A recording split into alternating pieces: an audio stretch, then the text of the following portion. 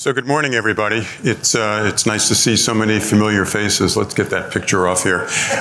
What I'd like to talk about today, and I think it's a good setup for the breakout sessions that you're going to go into immediately after this particular session, is I want to talk a little bit about the future. But before we talk about the future and we talk about today, and I think the last panel was a really good setup for what I want to talk about, because it's going to be not about technology. It's going to be about the future of organizations, the future of work, and the future of people.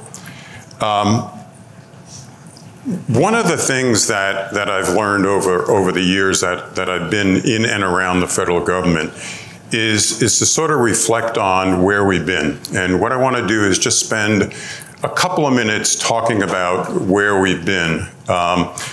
Some of us have been on this journey for a long time, several decades. And when we think about how far we've come, I think it's important to talk about what the origins of federal financial management really is.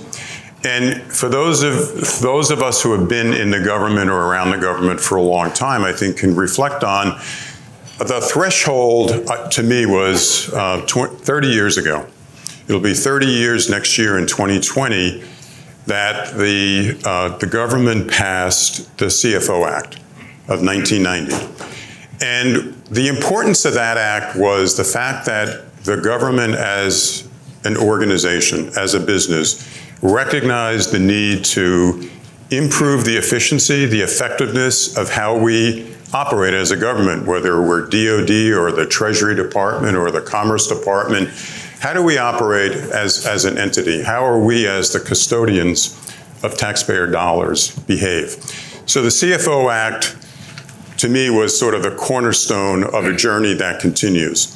When we think about that CFO Act, there were a couple of key aspects that have set the stage for the ensuing 30 years. One was providing OMB with increased authority around federal financial management. Now, having served at a bureau and at OMB, I got to experience the good, the bad, and the ugly of OMB. But the fact of the matter is the CFO Act, basically said, OMB, you're going to be responsible for managing federal financial management across the government.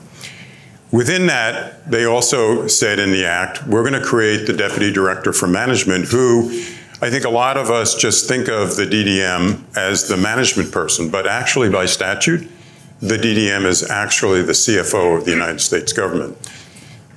The Act also created the position of OMB Controller in the Office of Federal Financial Management, and also established the CFO Council, and also recognized the important role that the Treasury Department, the Fiscal Assistant Secretary, plays in overall federal financial management. So right after the Act was passed, about a year after that, GAO started doing their reviews, and two of the observations in a 1991 GAO report I think are important. One was the role of Treasury in federal financial management, just basically calling out the Treasury Department as a key player in federal financial management along with OMB. And the second was the role of the CFO Council.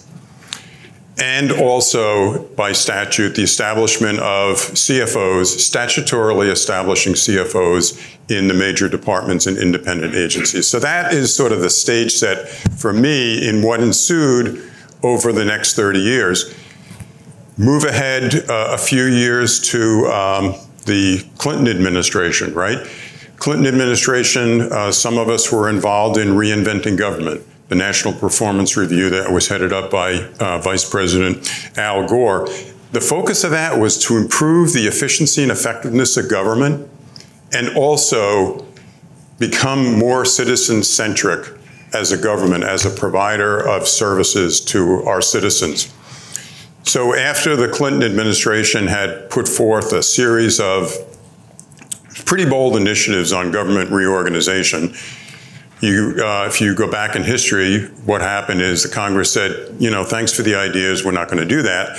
But I do think it set the stage for getting the government to start thinking about delivering its services in a public-private partnership. And part of that reinventing government was to emphasize, this is going to be, going forward, a public-private partnership, because if you go back in history to the Clinton administration, actually that's when federal headcount started to reduce significantly. So then after the Clinton initiatives, we had, the administration of George W. Bush, right? Our MBA president, who was focused on management. And I think there were two major initiatives in the George W. Bush administration that, again, sort of continued us on this journey. The first was the establishment of the lines of business, including the financial line of business. And Treasury played a key role in that particular financial management line of business. But we had others. We had HR, we had grants, we had acquisition. The other part of the Bush agenda for management had to focus on the PART program. So the program review, the aspect of how do we ensure ourselves that the money that we're spending for various programs, pick your department, pick your agency, are actually meaningful in delivering the results that were intended by these initiatives. Then fast forward to the Obama administration. The first term was sort of like, we need to actually deal with this thing called the Great Recession. But if you think about then the second term of the Obama administration was when there was a focus on management. And that actually established the president's management agenda. And in the Obama administration, the CAP goals, and I had the opportunity to serve there as the controller for 2.5 years. And again, the focus was on efficiency, effectiveness, use of data, IT.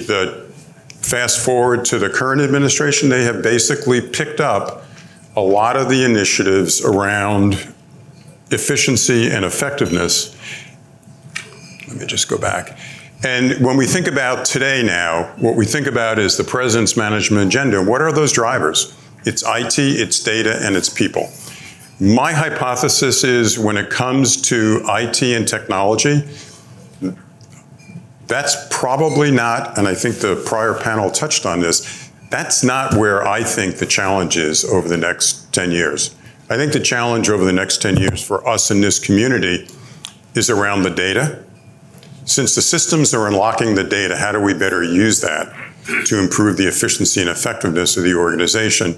And two, how do we transition the workforce from how we do business today to how we need to do business, not if we're going to do business differently, how we're going to do business differently 5 years from now and 10 years from now.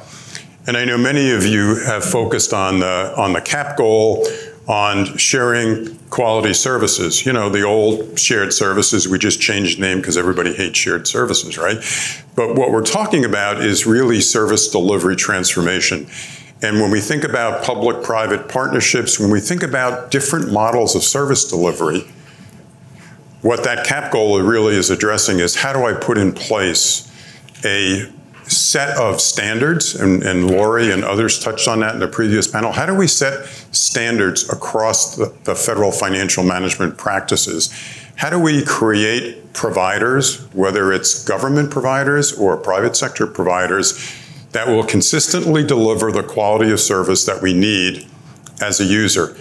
But what I have found fascinating is if you think about sharing quality services, you need to think about that CAP goal much more broadly. And this graphic actually shows the 6 other CAP goals that I think are integral and supportive of moving to a different kind of sharing solutions environment, especially for federal financial management. It's the use of technology. It's the use of data. It's reskilling people. It's moving people from low value work to high value work. It's the use of artificial intelligence. It's the use of process robotics. So when you think about the future and you think about it in the context of federal financial management, what I challenge you to do is broaden your horizon. Think about all of these aspects, because if we just worry about moving to a new platform or moving to the cloud, we're only going to really deal with one of several critical issues that have to be addressed in order to achieve the success that we want. So that's sort of today, and this is where the administration is continuing to push. This is a quote from an American-Canadian author. He's actually a science fiction writer. That actually, when you read some of his work, actually, it sort of reminds me of when Star Trek first came out. We said we're never going to see those kinds of things. Well, those things are here now, and I think what Mr. Gibson is saying is the future's already here. We're seeing it in our everyday life, right? We don't see it as much in our everyday work life as we see it in our everyday personal life. And I think therein lies the challenge, is how do we as a government move to this future state and move in a way that recognizes the changes that have been taking place. Just think about your own personal life, things that have changed dramatically in the last 10 years. How many in this room do not have one or more cell phones? How many had one or more cell phones 5 years ago? 10 years ago? No hands 10 years ago. 10 years ago, we were still carrying rather large devices. So technology is moving at such a rapid pace that the rest of organizations are playing catch up. Whether it's in the individuals who run our programs each and every day and their expectations, whether it's business needs, right? We're a support function of our agency's mission, and our missions are constantly increasing, and their expectations of their customers are constantly increasing. How do we as a support function keep up with that? And how do we reflect the public policy of any administration that is in power at the time? I think when you think about the disruption, and there's a lot of discussion about disruptive technology, but there's disruption not only in technology, but in data, as I mentioned, in the use of AI, RPA. Jobs are going to be impacted. There's no question. How many of you in the room actually have started to deploy RPA, process robotics? Eventually, don't we know that that's going to have an impact on our staff, on our career staff? The answer is yes. And the answer is we need to start thinking about that now, because RPA is only the beginning of the kinds of changes that not only will we do, but we're going to need to do in order to be effective going forward. Clearly change in the workforce, right? I mean, the generation of new federal employees, they come to the workplace with a very different set of experiences. They're incredibly technically savvy. My IT support at home is my 7-year-old granddaughter. She knows more than I do. But they're coming to the workplace with skill sets that we didn't have when we joined 20 or 30 years ago, right? And their expectation is, as employers, we're going to have that kind of technology and those systems available for them to do the job, because they're going to have aspirations around how do I actually improve the performance of my agency. That's why they're coming here as government employees. But as importantly, they're a generation that constantly embraces change and seeks new opportunities and new challenges. So how do we as employers provide that kind of environment? This is the results of some data surveys that we in Deloitte have done around the future of HR in a report that was issued about a year ago, where we looked at trends not only globally, but also across the government. So when you see, if you can read that eye chart, when they talk about GPS, in our lingo, what GPS is government and public services, right? So it's not only federal, we look at federal, state, local, and higher ed. We consider that sort of public service.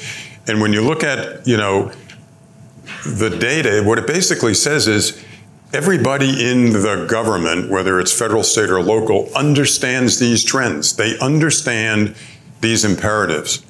But what the data says is, I understand it, but I actually haven't done much to prepare for the change that is inevitable. So when we think about where we are, today in 2019, heading into the end of the decade, think about, though, how technology has changed over the last 10 or 20 years. But think about how this country has changed over the last 200 years, right? Think about how the Industrial Revolution fundamentally changed the United States. And then think about over the last, 50, 75, 100 years, not just information technology, but technology as general has changed how we work. I mean, if you go to, I had an opportunity years ago to spend some time in my IRS career up in Detroit, so got to know a lot of folks in the automotive industry and actually got to tour some, assembly lines. So that was like in 1985. If you go up there today and look at any assembly line, how many people do you see? What do you see? Robots, right? And that's the future. And how do we think about the workforce of the future? And how do we think about how RPA can change a lot of transaction work that we're doing? Work that people coming into the workforce today really don't want to do. It's really hard to go, attract a recent graduate and say, why don't you join, the financial organization of X agency, and we can have you sit in front of a screen all day and, move data from one Excel spreadsheet to another. Probably not going to excite that individual at all. So how do we sort of think about our role in this new way of operating? I mean, there have been cartoons and there have been pictures about, people being replaced by robots. Yes, process robotics and industrial robots. I mean, all of that, is taking place. But to me, that's an opportunity. That's an opportunity for today's workforce, and that's an opportunity for tomorrow's workforce to do something that only humans can do. That's interact with people. That's problem solving. These are the things that we want to do as federal employees. These are things that people that we want to recruit into the federal workforce want to do. So I actually see all of this automation, all of this technology as a way to actually attract new talent, the next generation of civil servants.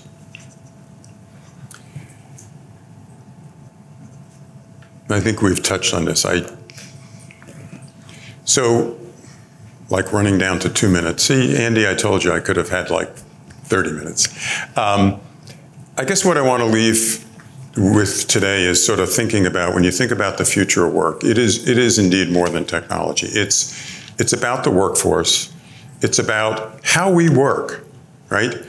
Do you need to be in an office every single day? The answer is absolutely not, right? Depending obviously on your mission and your agency, but the advances in technology and in mobility and interconnectedness says we can work differently. We can accommodate individuals' work-life balance. In the olden days when it's like, I have a child that I have to take to the doctor in the middle of the day, so I have to take annual leave for the whole day. Well, you know what? We don't need to do that anymore. We can just work at home, take the time off, take my child to the doctor, and come back and go work. That revolutionizes how we think about the workforce of the future and makes it very attractive to the new workforce. And we think about the type of work, I think we've touched on it. A lot of that more transactional work will go away. It'll be done by process robotics. It will be done by third-party providers. What we want to do is we really want to keep the challenging work for the workforce, for the federal employees, for the challenge of having those interfaces, having those interactions, having those policy debates within your organization. So when you think about the future and the future of work, and you move into your breakout sessions in 15 seconds, think about these dimensions, and I think these are all relevant to the breakout groups that we're going to participate in now. So thank you very much. I appreciate your time.